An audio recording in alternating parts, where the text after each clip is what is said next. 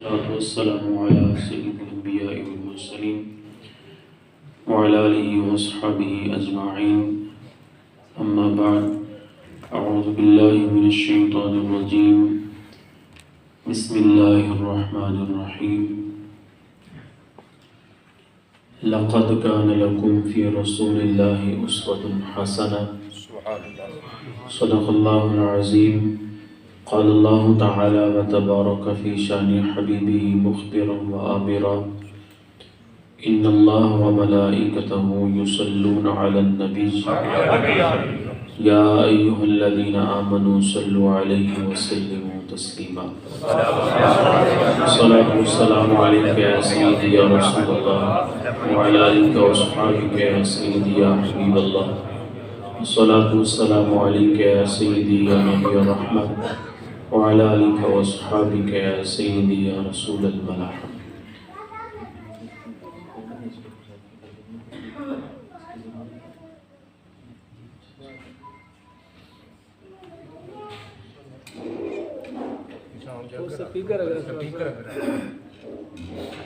تمام حمد و ثنا، تعریف و توصیف اللہ جل مجدہ الکریم کی ذات پاک کے لیے، جو خالق کائنات بھی ہے اور مالک شہاد بھی.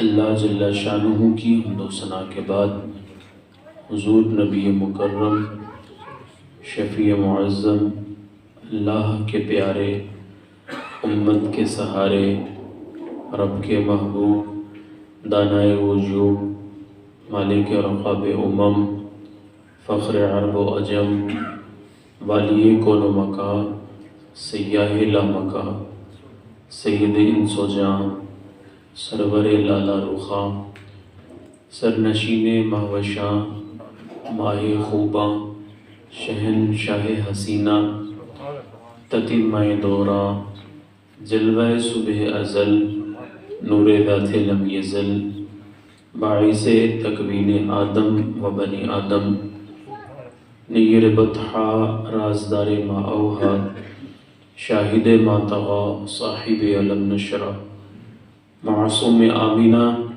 احمد مجتبیٰ، حضرت محمد مصطفیٰ صلی اللہ تعالی علیہ وآلہ وسلم کی بارگاہ عالیہ میں اپنی عقیدتوں، محبتوں اور نیازمندیوں کا خراج پیش کرنے کے بعد، انتہائی واجب الاحترام ذوی الاحتشام حاضرین و سامعین، السلام علیکم ورحمۃ اللہ وبرکاتہ.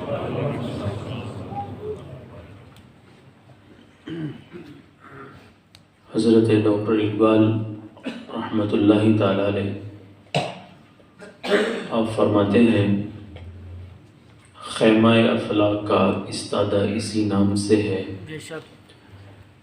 نبض ہستی تپش امادہ اسی نام سے ہے، تیری نگاہ ناز سے دونوں مراد پا گئے، عقل غیاب جستجو عشق حضور اضطراب، وہ دنائے سبل ختم الرسل مولائے کل جس نے غبار راہ کو بخشا فروغ وادی سینہ، نگاہ عشق و مستی میں وہی اول وہی آخر، وہی قرآن وہی فرقان، وہی یاسی وہی طٰہٰ. آج ہم سب ایک نوجوان کے لیے سجی ہوئی ایک دعائیہ تقریب میں جمع ہے. اللہ تعالیٰ اس نوجوان کو کروٹ کروٹ پر جنتی بچھونے نصیب فرمائے اور اس کی لفظوں سے میرا مالک درگزر فرما دے. حضور جان رحمت صلی اللہ علیہ وسلم کی سیرت کے عنوان سے چند باتیں آپ کی سماعتوں کی نظر کروں گا، اور میں اللہ کی بارگاہ سے یہ امید رکھتا ہوں کہ ایک ایک لفظ آپ سن کر محسوس بھی ہوں گے اور آپ کے سینے میں بھی اترے گا. اور یار یہ کیسے ہو سکتا ہے کہ جب سرکار کی بات ہو تو سننے والے کو لذت نہ ملے؟ یہ ہو نہیں سکتا نا۔ وہ انور مسعود صاحب نے بڑی خوبصورت بات کی تھی کہ ان کے بول بہاروں جیسے اور اصحاب ستاروں جیسے، ان کا نام لبوں پر آئے میٹھا میٹھا منہ ہو جائے۔ تو سرکار کی جہاں باتیں ہوتی ہیں وہاں اللہ تعالیٰ رحمتوں کو برکتوں کا نزول فرماتا ہے۔ اب دیکھیں حضور جان رحمت صلی اللہ علیہ وسلم کی سیرت کے مختلف گوشے ہیں جن پر گفتگو کی جا سکتی ہے۔ اگر ایک باپ کو بچوں کی تربیت کے حوالے سے رہنمائی درکار ہے تو اسے حضور کی ذات سے رہنمائی میسر آ سکتی ہے۔ اگر کوئی شخص یہ چاہتا ہے کہ ایز اے خامد، ایز اے شوہر میرا رویہ اپنی بیوی کے ساتھ کیسا ہونا چاہیے، تو حضور کی سیرت اس کے سامنے موجود ہے۔ اگر کوئی بیٹا یہ چاہتا ہے کہ مجھے معلوم ہو کہ ماں باپ کا احترام کیسے کرتے ہیں، تو میرے حضور کا نمونہ والدین کے احترام کے موجود کے انداز میں ہمارے سامنے موجود ہے۔ تو سیرت کا جون سا بھی گوشہ آپ لینا چاہیں، وہ میرے حضور جان رحمت صلی اللہ علیہ وسلم کی زندگی کے حوالے سے بات ہو، وہ ایز اے تاجر بات کی جا سکے، وہ ایز اے مبلغ بات کی جا سکے، تو اس پر گفتگو کی جا سکتی ہے۔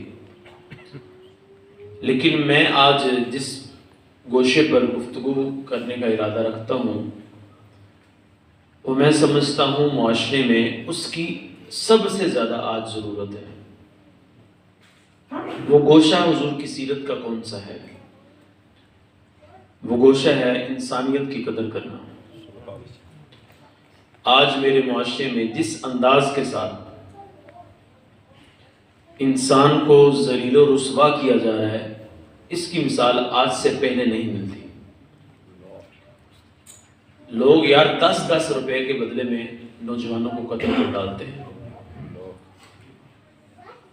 5 مرلے کا پلاٹ ہوتا ہے، وہاں سے جب جائیداد کا جھگڑا شروع ہوتا ہے، ایک بھائی دوسرے بھائی کی اولاد کو گاجر مولی کی طرح کاٹ ڈالتا ہے۔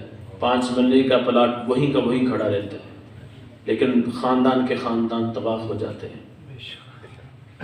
تو ضرورت اس بات کی ہے کہ ہم لوگوں کو بتائیں، لوگوں کے سامنے یہ چیز رکھیں کہ صاحب آج کے اس نفرتوں کے دور میں محبتوں کے سوداگر بننے کی ضرورت ہے، محبتیں بانٹنے کی ضرورت ہے۔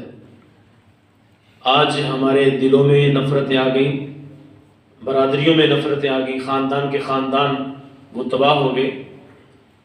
تو کیوں نہ آج ہم محبتیں بانٹنے کا مزاج پیدا کر لیں۔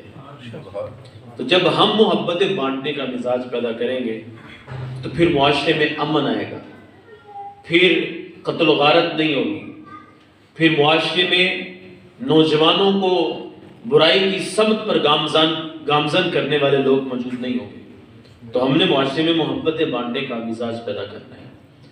اللہ اکبر، یار میرے حضور نے بھی معاشرے میں محبتیں بانٹی ہے نا۔ حضور کا انداز محبت کیا تھا؟ حضور نے کس انداز میں معاشرے میں محبتیں بانٹی؟ میرے حضور جان رحمت صلی اللہ علیہ وسلم صحابہ کے ساتھ ایک جگہ پر تشریف فرما تھے کہ ساتھ ہی پیلوں کے درخت لگے ہوئے تھے۔ صحابہ آگے بڑھ کر اس کا پھل توڑ توڑ کر کھانا شروع کر دیتے ہیں۔ میرے حضور ارشاد فرماتے ہیں، یار یہ جو کالے کالے ہوتے ہیں نا، ان کو توڑ کر کھاؤ، یہ بڑے ہی میٹھے ہوتے ہیں۔ صحابہ نے عرض کی، حضور آپ کیسے جانتے ہیں یہ بڑے میٹھے ہوتے ہیں؟ فرمایا، یار جب میں بچپن میں اپنی اماں حلیمہ سعدیہ کی بکریاں چرایا کرتا تھا، مجھے بھوک لگتی تھی، میں بھی توڑ کر کھا لیا کرتا تھا۔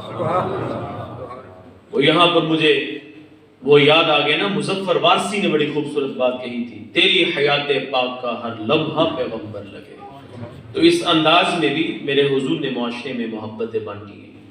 بلکہ یار حضور کتنی معاشرے میں محبتیں بانٹنے کا مزاج رکھتے ہیں، اور ہمیں سبق کیا دیا گیا ہے میرے حضور کے پاس ایک جوان حاضر خدمت ہوتا ہے اور حاضر ہو کر وہ عرض کرتا ہے، یا رسول اللہ مجھے اجازت مرحمت فرما دیں، میں زنا کرنا چاہتا ہوں۔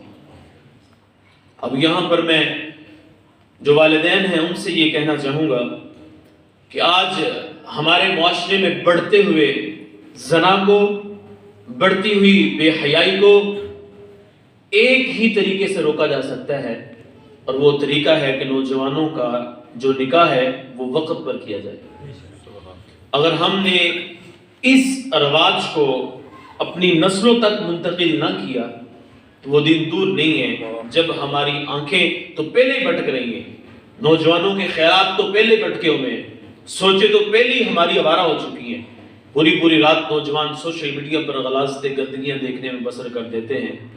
تو اگر آج کا باپ نہ سمجھا تو پھر ہماری نسل تباہی کے اس دانے پر کھڑی ہو جائے گی کہ واپسی کا کنارہ ہی ہمیں نظر نہیں آئے گا۔ تو ہم نے نکاح میں جلدی کرنی ہے، بلکہ وہ فیصل آباد ہمارے جی سی یونیورسٹی ہے، تو وہاں کا ایک اسٹوڈنٹ ہے میرا، تو مجھے کہنے لگا کہ میں جوان ہوں، 23-24 سال میری ایج ہے، تو ہمارے پاس اپنا گھر ہے، کام بھی ہمارا اپنا ہے، تو میں نے اپنے باپ سے کہا کہ ابا جان آپ میرا نکاح کر دیں، مجھ سے اب رہا نہیں جاتا، تو آپ میرا نکاح کر دیں، کہیں میں گناہوں کی دلدل میں نہ پھنس جاؤں۔ تو میرا باپ کہنے لگا پتر ہم تیرا بھی نکاح نہیں کریں گے۔ میں نے کہا اگر آپ نکاح نہیں کریں گے تو میں کسی غلط راستے کا مسافر نہ بن جاؤں، آپ میرا نکاح کر دیں۔ تو میرا باپ مجھے کہنے لگا بیٹا باہر جہاں بھی تم منہ مارنا چاہتے ہو مار لو، ہم تمہارا نکاح نہیں کریں گے۔ تو نکاح میں جو تاخیر آج ہو رہی ہے، آج کا باپ کہتا ہے پتر پاؤں پر کھڑے ہو جاؤ ہم تمہارا نکاح کر دیں گے، لیکن میرے حضرت فرمایا کرتے ہیں اللہ کہتا ہے تم نکاح کر دو پاؤں پر ہم کھڑا کر دیں گے۔ تو نکاح میں جو تاخیر آج نوجوانوں کی نکاح میں کی جا رہی ہے، آج کے باپ کو، آج کے والدین کو چاہیے کہ اس کو ختم کرنے کی طرف آئیں، تو پھر اولاد کی آنکھوں میں حیا بھی آئے گا، پھر نوجوانوں کی جو آنکھوں میں حیا آئے گا، سوچیں جو آوارگی کی طرف جا رہی ہیں، بڑھ رہی ہیں، تو یہ درست سمت کی جانب گامزن ہو سکتی ہیں۔ تو حضور کی بارگاہ میں ایک شخص حاضر خدمت ہوا، جوان تھا، جوانی کا نشہ تھا، کہنے لگا یا رسول اللہ مجھے اجازت مرحمت فرما دے، میں زنا کرنا چاہتا ہوں۔ اب میرے حضور کا انداز تربیت دیکھی کتنا سونا ہے، کتنا خوبصورت ہے۔ میرے حضور نے اس کو نیڑے کیا اور فرمانے لگے یار کیا تم یہ بات پسند کرتے ہو کہ تم کسی کی بیٹی، کسی کی بہن کے ساتھ وہ کرو جو تمہاری بہن اور تمہاری بیٹی کے ساتھ بھی کیا جائے؟ کہنے لگا یا رسول اللہ میں بالکل یہ بات پسند نہیں کرتا۔ تو حضور فرمانے لگے جس کے ساتھ تم کرنے کا ارادہ رکھتے ہو وہ بھی تو کسی کی بہن، کسی کی بیٹی ہے۔ میرے حضور نے اس کو محبت کے ساتھ سمجھایا، اور پھر میرے حضور نے دعا کے لیے ہاتھ اٹھا دیے، کہا مالک میرے اس جوان کی آنکھوں میں حیا پیدا کر دے۔ تو اس انداز میں میرے حضور نے معاشرے میں محبت بانٹنے کا مزاج پیدا کیا ہے۔ بلکہ یار میرے حضور نے معاشرے میں کتنی محبتیں بانٹی ہیں۔ ایک شخص حاضر خدمت ہوتا ہے اور آ کر عرض کرتا ہے یا رسول اللہ میں اسلام قبول کرنا چاہتا ہوں، لیکن میں 5 نمازیں نہیں پڑھ سکتا، میں 3 نمازیں پڑھوں گا۔ اب لوگ کہتے ہیں نبی کے چاہنے سے کیا ہوتا ہے؟ صاحب اس وقت تک کچھ ہوتا ہی نہیں ہے جب تک وہ چاہ نہ لیں۔ اور سکیاں کھجورا اگا جاندہ، اور پتھرا تھکل میں پڑا جاندہ، قطرے کو سمندر ذرے کو ستارہ کرتے ہیں، کونین کو خم آ جاتا ہے جب زلف سوارا کرتے ہیں۔ میرے حضور نے اس کو نیڑے کیا، کہا کیا تھا یا رسول اللہ میں 5 نہیں پڑھ سکتا، میں 3 پڑھوں گا اور اسلام لانا چاہتا ہوں۔ میرے حضور نے فرمایا ٹھیک ہے تم 3 ہی پڑھ لینا۔ اس نے 3 نمازیں حضور کے پیچھے ادا کی، چوتھی بھی پڑھی۔ جب 5 نمازیں پڑھ کر وہ جانے لگا نا تو میرے حضور نے اس نوجوان کو نیڑے کیا، کہا تم تو کہتے تھے جوان میں 5 نہیں پڑھوں گا، میں 3 پڑھوں گا، ہم 5 پوری پڑھ کر جا رہے ہو؟ کہا حضور آپ کے پیچھے 1 پڑھی، لطف اتنا ملا دل نے کہا 5 پوری پڑھ لی۔ تو اس انداز میں میرے حضور نے معاشرے میں محبتیں بانٹی ہیں، لوگوں کو اپنے قریب میرے حضور نے کیا ہے۔ یار میرے حضور نے معاشرے میں کتنی محبتیں بانٹی ہیں، اور حضور کا مزاج کیسا تھا آپ جانتے ہیں۔ حضور ایک سفر پر روانہ تھے، راستے میں بھوک کی شدت محسوس ہوئی تو پلان یہ بنا کہ جانور کو ذبح کرتے ہیں اور پھر اس کا گوشت بناتے ہیں، پھر سارے لوگ مل کر کھانا کھاتے ہیں۔ جب بات چلی تو ایک صحابی کہنے لگے یا رسول اللہ، میں جانور بڑے اچھے انداز میں ذبح کر لیتا ہوں، جانور میں ذبح کروں گا۔ حضور نے فرمایا ٹھیک ہے میاں، تم جانور ذبح کر لینا۔ ایک نے کہا بندہ نواز، میں کھال بڑے اچھے انداز میں اتار لیتا ہوں، کھال میں اتاروں گا۔ فرمایا ٹھیک ہے میاں، کھال تم اتار لینا۔ کسی نے کہا حضور میں گوشت بڑے اچھے انداز میں کاٹتا ہوں، یہ کام میں کروں گا۔ فرمایا ٹھیک ہے تم کاٹ لینا۔ کسی نے کہا حضور میں جو وہ گوشت ہے وہ بڑے اچھے انداز میں بناتا ہوں، میرے ہاتھ میں اللہ تعالیٰ نے بڑا ہی ذائقہ رکھا ہے۔ فرمایا ٹھیک ہے تم کر لینا۔ جب سارے صحابہ نے اپنے اپنے حصے میں تھوڑا تھوڑا سا کام لے لیا تو میرے حضور نے لبہائے اقدس کو جنبش دی اور فرمانے لگے اچھا یار پھر جنگل سے لکڑیاں اٹھا کر میں لے کر آؤں۔ کہا حضور آپ کیوں جنگل جائیں گے، آپ کیوں لکڑیاں اٹھا کر لے کر آئیں گے؟ میرے حضور فرمانے لگے یار یہ بات مجھے اچھی نہیں لگتی کہ میرے یار تو کام کرے اور میں خود فارغ بیٹھا رہا۔ پھر چشم فلک نے وہ منظر دیکھا کہ دو جہاں کے دولہ، دو جہاں کے سردار اپنے ہی صحابہ کے ساتھ محبت برا تعلق بڑھانے کے لیے کندھوں پر لکڑیاں اٹھا کر لا رہے تھے۔ تیری حیات پاک کا ہر لمحہ پیغمبر لگے۔ تو حضور نے معاشرے میں اس انداز میں محبتیں بانٹنے کا مزاج ہمیں دیا ہے۔ یار حضور کتنی معاشرے میں محبتیں بانٹنے کا مزاج دیتے ہیں۔ آج وہ جائیداد کے نام پر، آج وہ جہیز کی لعنت کے نام پر، آج رشتہ داریوں کے معاملات کے نام پر ہم نے اپنے اندر جو قدورتیں پیدا کر لی ہیں۔ آج بھائی بھائی سے جدا بیٹھا ہے، 10 سال یار گزر جاتے ہیں، بھائی کی دیوار بھی سانجی ہوتی ہے لیکن ایک بھائی اپنی اولاد کو دوسرے بھائی کی اولاد سے ملنے کے لیے بھی نہیں اجازت دیتا، ایک بھائی دوسرے بھائی سے ملنا نہیں چاہتا۔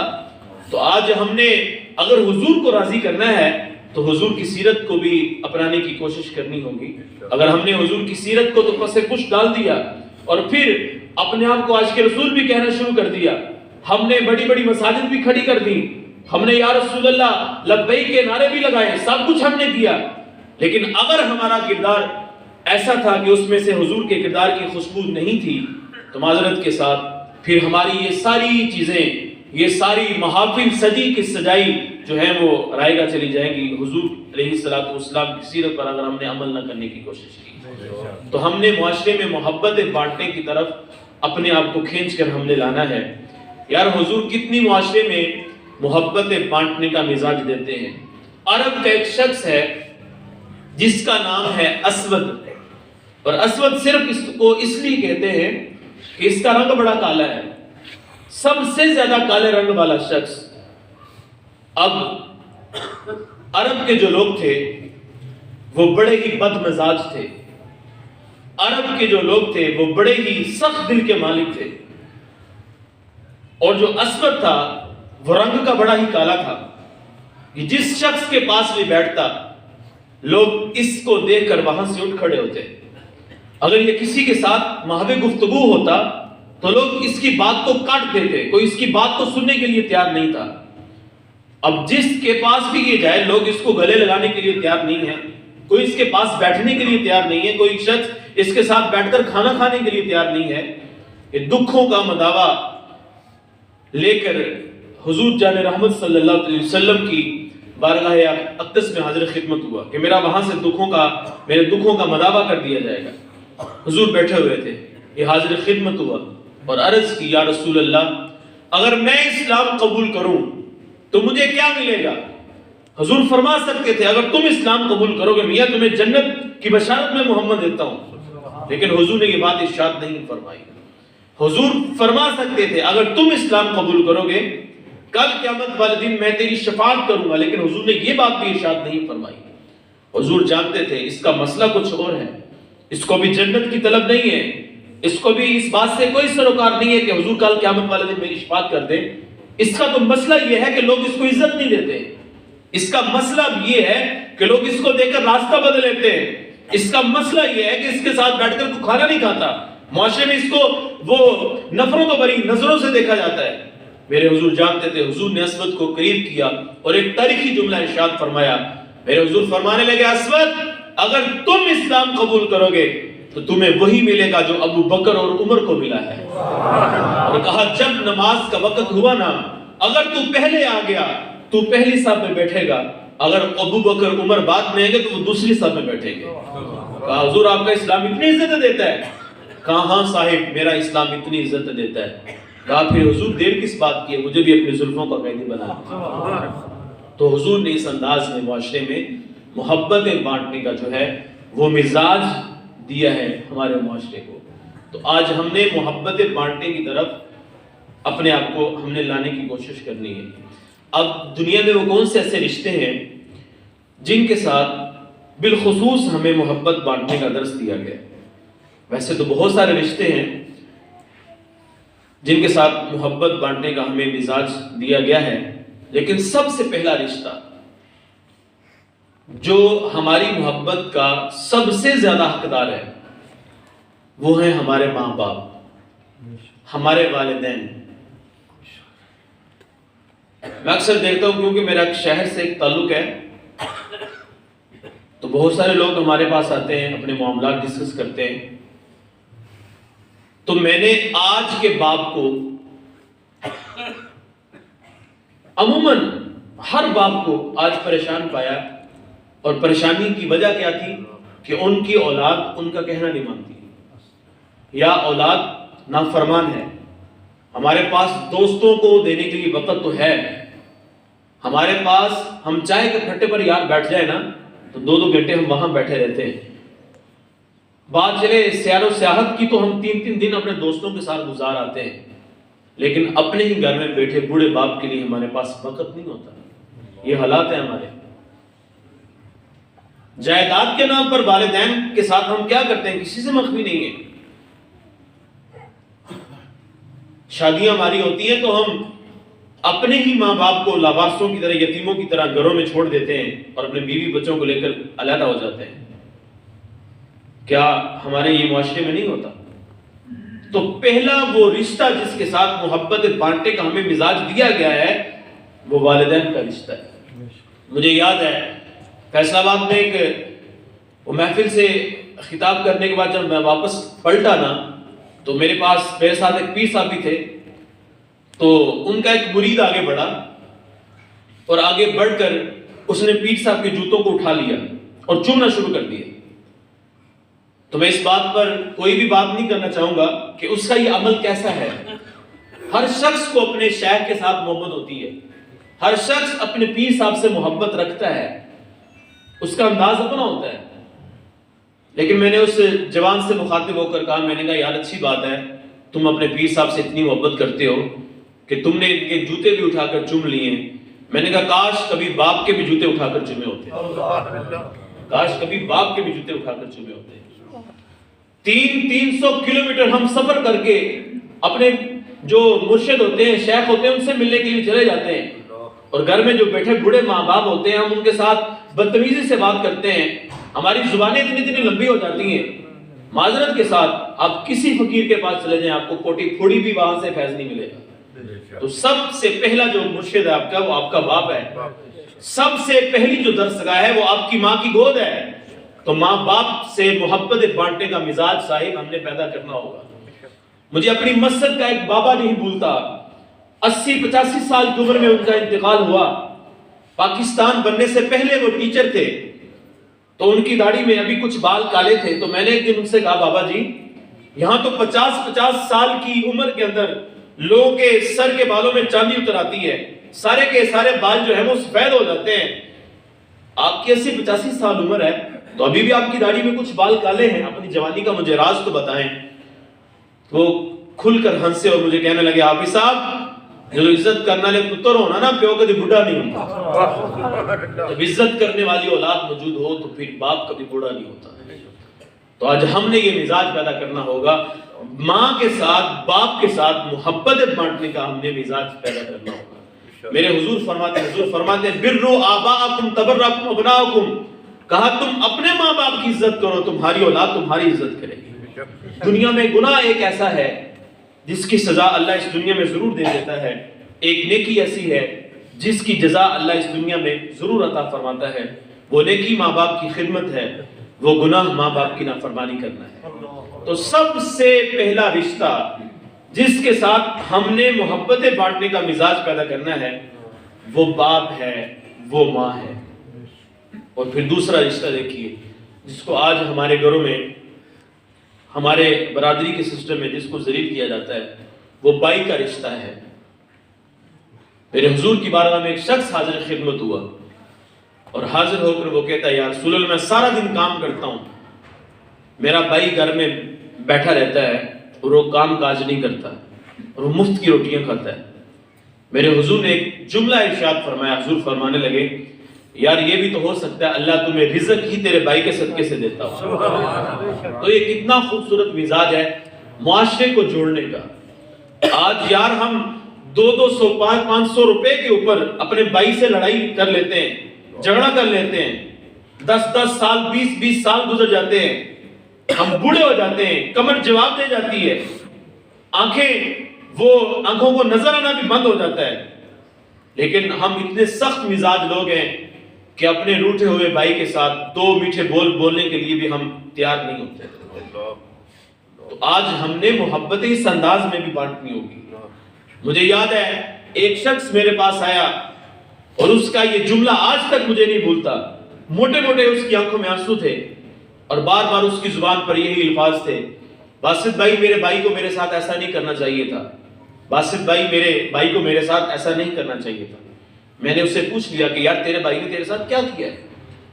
وہ کہنے لگا ہم 2 بھائی ہیں، میری ایک بیٹی ہے، اس کا انتقال ہو گیا،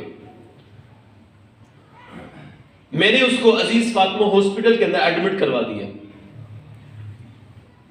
میرے پاس جو بھی جمع پونجی تھی وہ ساری میں نے اپنی بیٹی کے اوپر خرچ کر دی، ختم ہوئی تو میں نے اس کو الائڈ ہاسپٹل کے اندر ایڈمٹ کروایا، وہاں اس کا علاج شروع ہوا تو مجھے 20,000 روپے قرض کی ضرورت تھی۔ میں اپنے بھائی کے پاس گیا، میں نے کہا یار تم تو جانتے ہو کہ میری بیٹی زندگی اور موت کی کشمکش میں ہے، مجھے 20,000 روپے کی ضرورت ہے، مجھے قرض دے دو، جیسے ہی میرے پاس آئیں گے میں تمہیں واپس کر دوں گا۔ حالانکہ اس کے پاس گاڑی بھی ہے، اچھا گھر بھی ہے، بینک بیلنس بھی ہے، لیکن اس نے 2 لفظوں میں انکار کر دیا، کہا میرے پاس تو کوئی چیز بھی نہیں ہے، میں تمہیں 20,000 کہاں سے دوں؟ کہا میں نے دیکھا کہ میری ہی بیٹی دوائی کے لیے ترستی ہوئی تڑپتی ہوئی وہ مر گئی، جو مجھے سرکاری ادویات ملتی تھی وہ اس کے لیے ناکافی تھی، اس کا انتقال ہو گیا، میں نے اپنی آنکھوں کے سامنے اس کو مرتے ہوئے دیکھا۔ آج میں کہتا ہوں کاش آج میرے پاس 20,000 روپیہ ہوتا، میرا بھائی مجھے 20,000 روپیہ دے دیتا، میں اپنی بیٹی کا علاج تو کروا سکتا۔ میں اکثر یہ بات کہا کرتا ہوں، لوگ مجھ سے ناراض بھی ہو جاتے ہیں، میں کہا کرتا ہوں یار دیکھے چڑھی ہیں آج اس کے سالے ثواب کو، کل وہ شخص جو مرا تھا گلی میں بھوک سے۔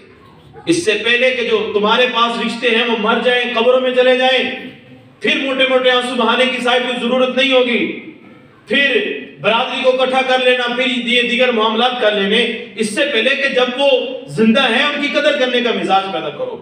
ایک مفکر نے بڑی خوبصورت بات کی تھی، اس نے کہا تھا زندہ قومیں ہمیشہ زندہ لوگوں کی قدر کرنے کا مزاج رکھتی ہیں اور جو مردہ قومیں ہوتی ہیں وہ مردہ لوگوں کی قدر کرنے کا مزاج رکھتی ہیں۔ تو ہم نے معاشرے میں محبتیں بانٹنے کی طرف آنا ہوگا، اپنے بھائی کے ساتھ ہم نے محبتیں بانٹنی ہوگی۔ اور پھر ایک اور رشتہ جس کو آج ہمارے گھروں میں ذلیل و رسوا کیا جاتا ہے وہ بہن کا رشتہ ہے۔ آج جو ہمارا معاشرہ اپنی بہن کے ساتھ کرتا ہے وہ کسی سے مخفی نہیں ہے۔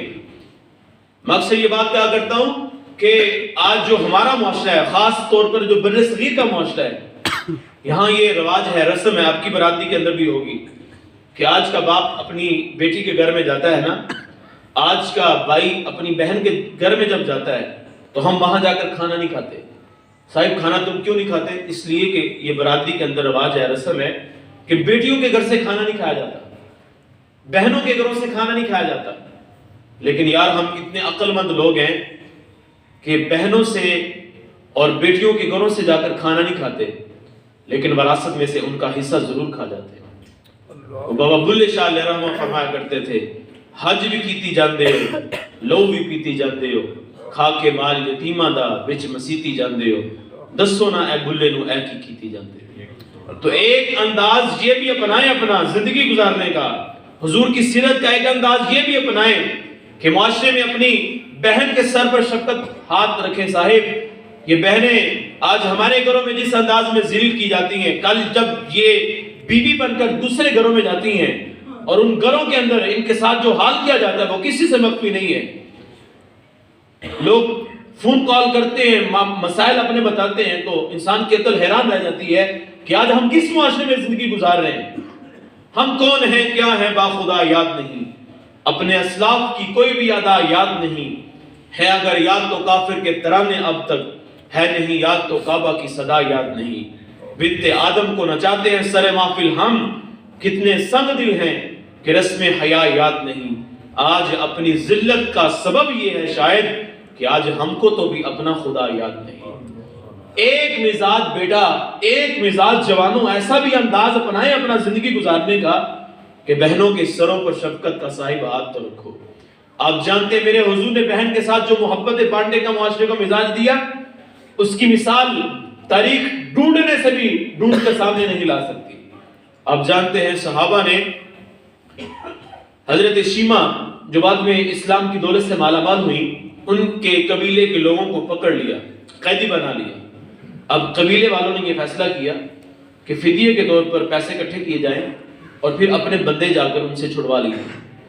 فدیہ اکٹھے کرتے کرتے وہ حضرت شیمہ کے دروازے پر دستک دیتے ہیں۔ پوچھا کون ہے؟ کہا شیمہ ہم تیرے قبیلے کے لوگ ہیں۔ کہا کیسے آنا ہوا؟ کہا کہ ہمارے قبیلے کے لوگوں کو محمد کے بندوں نے پکڑ لیے اور ہم نے ان کو چھڑوانا اس لیے پیسے اکٹھے کر رہے ہیں۔ جب حضرت شیمہ کے کانوں میں آواز گونجی نا نام محمد کی، کہا اچھا محمد کے بندوں نے تمہارے بندے پکڑے؟ کہا ہاں۔ کہا پھر پیسے اکٹھے نہ کرو، مجھے ساتھ لے چلو، میں کہوں گی وہ میرے کہنے پر تمہارے بندوں کو چھوڑ دے گا۔ کہا شیمہ ہمارے بندے پکڑے گئے ہیں، وہ تمہارے کہنے پر کیسے چھوڑ دیں گے؟ کہا تم نہیں جانتے وہ میرا ویر لگتا ہے، میں اس کی بہن لگتی ہوں۔ نعرہ تکبیر، نعرہ رسالہ۔ کہا کہ مجھے لے چلو، وہ میرے کہنے پر تمہارے بندوں کو چھوڑ دیں گے۔ اچھا یہ قافلہ محبت چل پڑا۔ حضور جن رحمت صلی اللہ علیہ وسلم کے صحابہ حضور کی بارگاہ کی حفاظت پر مامور تھے، یہ آگے بڑھنے لگی، صحابہ نے روک دیا، کہا رک جا دیہاتی عورت، تم نہیں جانتی آگے کچھ ہے، رسول ہے۔ حضرت شیمہ نے مخاطب ہو کر کہا تم نہیں جانتے میں تمہارے محمد کی باجی لگتی ہوں۔ جب یہ بات کہی صحابہ نے وہ آنکھیں جھکا لی ادب کے ساتھ، آگے بڑھی تو میرے حضور نے اپنی بہن کو دیکھا، حضور نے بہن کا استقبال کیا، بہن سے محب گفتگو ہوئے، بہن سے پوچھا بہن کیسے آنا ہوا؟ کہا ویر محمد تمہارے بندوں نے میرے قبیلے کے بندوں کو پکڑ لیا ہے، میں ان کو چھڑوانے کے لیے آئی ہوں۔ حضور نے ایک تاریخی جملہ ارشاد فرمایا، میرے حضور فرمانے لگے میری بہن اتنے سے چھوٹے کام کے لیے اتنا سفر کر کے میرے پاس آئی ہو، وہیں بیٹھ کر پیغام دیا ہوتا تیرا ویر تیری بات کے اوپر تیرے بندوں کو چھوڑ دیتا۔ پھر میرے حضور باہر تشریف فرما ہوئے، صحابہ بیٹھے تھے، حضور فرمانے لگے صحابہ میں جب بھی قیدیوں کو چھوڑتا ہوں تم سے مشورہ کیا کرتا ہوں، لیکن آج میں نے قیدیوں کو آزاد کر دیا، تم سے مشورہ نہیں کیا۔ صحابہ کہنے لگے بندہ نواز آپ نے آج ہم سے مشورہ کرنا مناسب کیوں نہ سمجھا، آپ بتا تو دیں۔ تو میرے حضور فرمانے لگے اس لیے کہ آج میری بہن میری دہلیز پر آ گئی تھی، آج میری دہلیز پر میری بہن آ گئی تھی۔ تو صاحب جوان اتنے بیٹھے ہیں، یار اپنی بہنوں کے ساتھ محبت بانٹنے کا مزاج پیدا کرو۔ اپنے دوستوں کے ساتھ ہم خوشگپیاں لگاتے ہیں، باہر بیٹھے رہتے ہیں، گھر میں آتے ہیں تو صرف ہم یہ کہہ دیتے ہیں کہ میرے کپڑے پریس کر دو، یا ہم یہ کہہ دیتے ہیں مجھے کھانا لا دو، میرا بستر ٹھیک کر دو۔ یار اس سے بھی آگے بڑھائیں اپنا تعلق اپنی بہن کے ساتھ۔ میں ایک وظیفہ اکثر دیا کرتا ہوں، آج نوجوان رزق کے بارے میں پریشان رہتے ہیں، تعلیمی سلسلے میں نوجوان اکثر پریشان نظر آتے ہیں۔ میں اکثر کہا کرتا ہوں یار ایک وظیفہ لے لیں اور اس کو کریں، کبھی آپ کو تعلیم کے سلسلے میں رزق کے سلسلے میں پریشانی کا سامنا کرنا پڑ جائے تو آ کر مجھے پکڑ لیجیے۔ تو بڑا وہ سوکھا سا سادہ سا وظیفہ ہے، اتنی تعداد میں نوجوان بیٹھے ہیں، آپ بھی کر لیں۔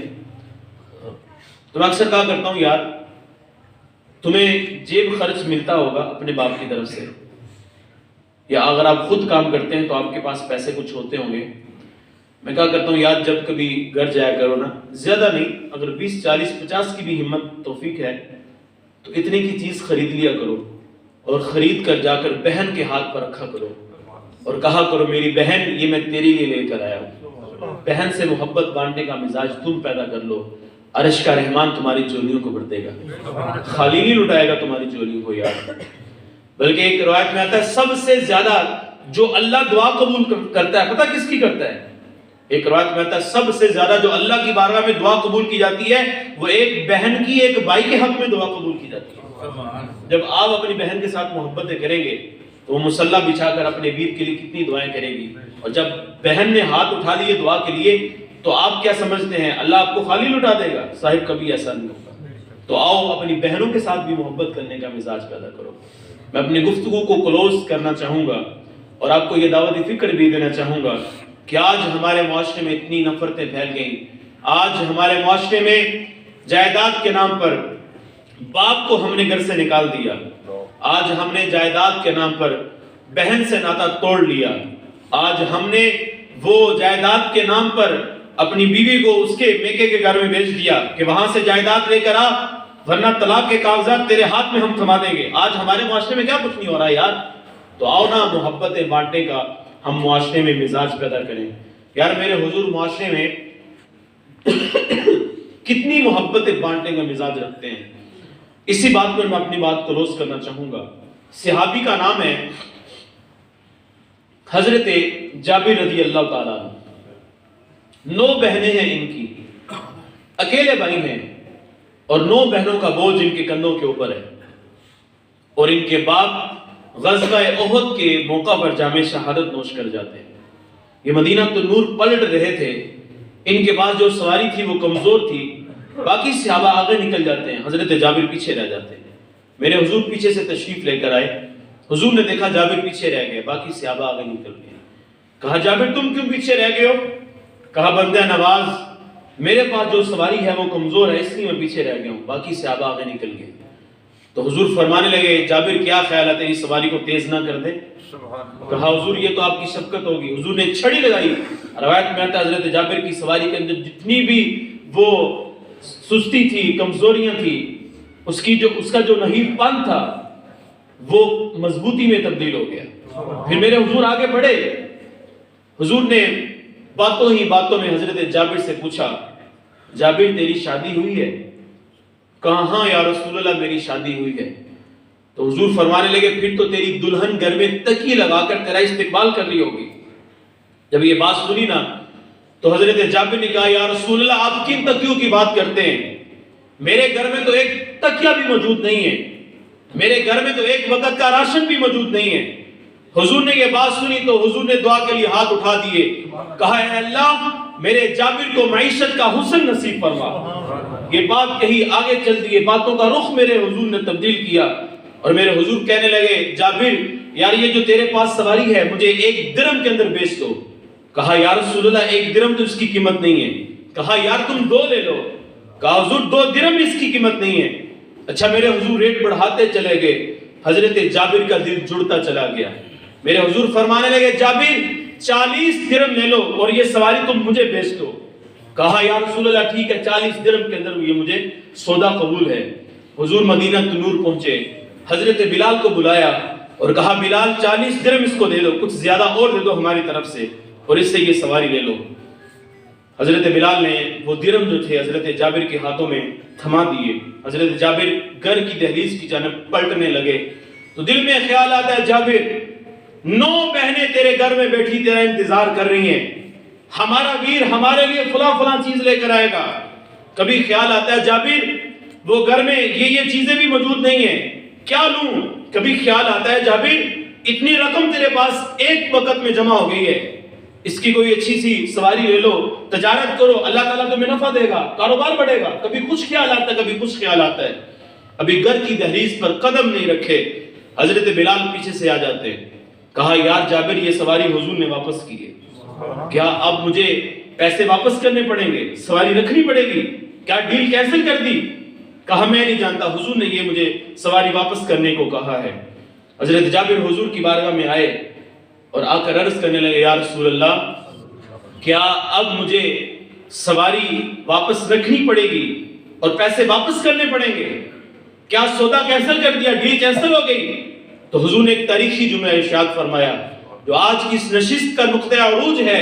میرے حضور فرمانے لگے، جابر تم نے کیا سمجھا ہم تم سے اونٹ خرید رہے تھے؟ جابر تم نے کیا سمجھا ہم تم سے سواری خرید رہے تھے؟ جابر نہیں ہم تم سے اونٹ نہیں خرید رہے تھے، ہم تو یہ دیکھ رہے تھے کتنے درم ہوں اور میرے جابر کے گھر کا چولہا بھی روشن ہو جائے، کتنے درم ہوں کہ میرے جابر کی بہنوں کے لبوں پر بھی مسکراہٹیں آ جائیں۔ جابر ہم تم سے اونٹ نہیں خرید رہے تھے، ہم تو تیرے دکھوں کا مداوع کر رہے تھے۔ پھر صاحب مجھے کہنے دیجئے، وہ نبیوں میں رحمت لقب پانے والے، مرادیں غریبوں کی برلانے والے، وہ اپنے پرائے کا غم کھانے والے، محمد ہمارے بڑی شان۔ تو اس انداز میں صاحب معاشرے میں محبت بانٹنے کا مزاج پیدا کیجئے، اپنے دلوں سے نفرتوں کو نکالیں، قدرتوں کو نکالیں، تکبر، حسد، غرور، جھوٹ، ان سب کو چھوڑیں۔ یار آؤ محمد عربی کے دہلیز پر آ جاؤ، اسی میں کامیابی ہے، اسی میں کامرانی ہے۔ دنیا میں بھی آخرت میں بھی سرخرو ہونا چاہتے ہو تو ہمیں حضور کی دہلیز پر آنا ہوگا۔ تو اپنے اعمال کو درست کریں، اپنے شب و روز جوانوں سجدے میں بسر کریں۔ امام غزالی رحمت اللہ تعالی علیہ فرمایا کرتے تھے، امام غزالی کہا کرتے تھے، جوانوں جوانی میں جی بھر کر سجدے کر لو، میں نے بڑھاپے میں لوگوں کو بغیر سجدے کے نماز پڑھتے ہوئے دیکھا ہے۔ بوڑھے ہو جاؤ گے یار، کمر جواب دے جائے گی، ڈاکٹر بھی کہہ دیں گے کہ بابا جی آپ سجدہ نہیں کر سکتے۔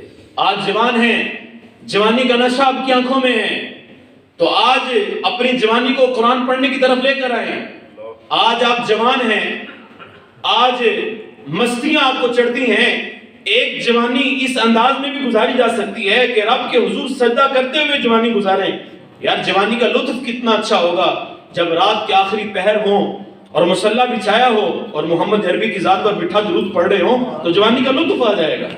تو آؤ صاحب مصلی بچھائیں اپنے گھروں میں، آؤ صاحب اپنی آنکھوں میں بیٹا حیا پیدا کریں، آؤ جوانوں پنجگانہ نماز کی نیت کریں۔ حضرت سیدنا عمر فاروق رضی اللہ تعالیٰ عنہ کا یہ جملہ اتنا خوبصورت لگتا ہے، جب یروشلم فتح ہوا تھا تو آپ نے ابو عبیدہ بن جراح کی باہوں میں باہیں ڈالی تھی اور ایک عمر رضی اللہ تعالیٰ عنہ نے جملہ کہا تھا، کہا ہے ابو عبیدہ بن جراح انا کنا ذل قوم فاضل اللہ بالاسلام، اے ابو عبیدہ بن جراح یار ہم ایک ذلیل قوم تھے، ہمیں عزت ملی ہے تو محمد عربی کے جوڑوں سے عزت ملی ہے۔ اور ایک جملہ کہا تھا فَمَهْمَا نَطْلُبُ الْعِزَّ بِغَيْرِ مَا أَذَّنَ اللَّهُ بِهِ أَذَلَّنَ اللَّهُ، کہا اگر ہم نے اس در کو چھوڑ کر کسی اور در سے عزت تلاش کرنا چاہی تو اللہ ہمیں ذلیل کر دے گا۔ اس سارے کلام کا جو نچوڑ ہے وہ اقبال کی زبان سے ان دو لفظوں میں بیان کیا جاتا ہے۔ اقبال نے کہا تھا کہ محمد سے وفاتوں نے تو ہم تیرے ہیں، یہ جہان چیز ہے کیا لوگ قلم تیرے ہیں۔ اور انداز بیاں گرچہ میرا شوق نہیں، شاید کہ تیرے دل میں اتر جائے میری بات۔ وآخر دعوانا الحمدللہ رب العالمین۔